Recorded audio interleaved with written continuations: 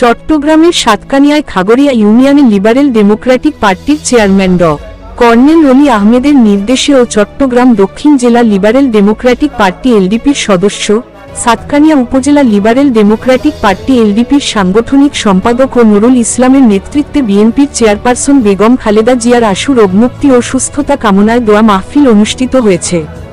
2 December মঙ্গলবার সন্ধ্যায় চট্টগ্রাম দক্ষিণ, সাতকানিয়া উপজেলা ও খাগড়িয়া ইউনিয়ন এলডিপি ও অঙ্গ সংগঠনের উদ্যোগে স্থানীয় জামে মসজিদে দোয়া মাহফিল অনুষ্ঠিত হয়।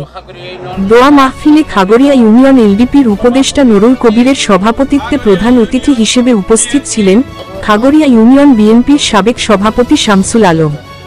এ সময় খাগড়িয়া ইউনিয়ন এলডিপির গণতান্ত্রিক যুবদলের সিনিয়র সহ সভাপতি সিরাজুল ইসলামের সঞ্চালনায় দোয়া মাহফিলে উপস্থিত ছিলেন